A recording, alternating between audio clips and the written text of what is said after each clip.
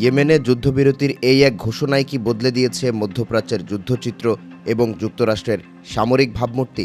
দ্বিতীয় মেয়াদে ক্ষমতায় ফিরে ডোনাল্ড ট্রাম্প হুথিদের বিরুদ্ধে নিয়েছিলেন একটি শক্ত অবস্থান, কিন্তু মাত্র 2 মাসের মাথায় $100 কোটি ব্যয়, যুদ্ধবিমান ও ড্রোন ক্ষতি এবং প্রত্যাশিত লক্ষ্য ব্যর্থ হওয়ার পর হঠাৎই যুদ্ধবিরতির ঘোষণা।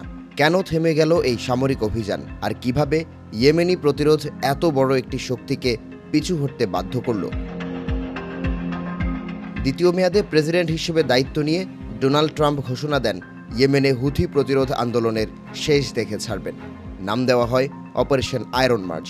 নিউ ইয়র্ক টাইমস বলছে, ট্রাম্পের পরিকল্পনা ছিল 1 মাসেই অভিযান শেষ করে ফেলা, কিন্তু এরই মধ্যে $100 কোটি খরচ, যুদ্ধবিমান ধ্বংস, ড্রোন হারানো এবং অনিশ্চয়তা, এই সব মিলিয়ে 8 মে প্রেসিডেন্ট ডোনাল্ড ট্রাম্প হঠাৎ অভিযান স্থগিতের নির্দেশ দেন।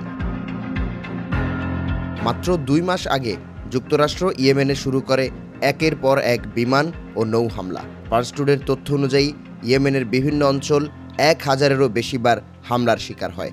বিমানবাহী রণতরী ইউএসএস হ্যারি এস ট্রুম্যান ও ইউএসএস কার্ল ভিনসন থেকে চালানো হয় টানা আকাশ আক্রমণ। ব্যবহার হয় B-2 স্টেলথ বোমারু বিমান এবং GBU-57 বোমা, যেটি আমেরিকার সবচেয়ে ভারী বাংকার বিধ্বংসী বোমা, যার ওজন প্রায় 14 টন। ইয়েমেনের ভূগর্ভস্থ সুড়ঙ্গ, কমান্ড সেন্টার এবং প্রতিরক্ষা অবকাঠামো এতটাই জটিল যে এই শক্তিশালী অস্ত্রও কাঙ্ক্ষিত লক্ষ্য ভেদে ব্যর্থ হয়। ইয়েমেনিরা দ্রুত সুড়ঙ্গ পুনর্গঠন করে আগের মতোই প্রতিরোধ চালিয়ে যেতে সক্ষম হয়। সামরিক ব্যর্থতার তালিকা বড় হতে থাকে।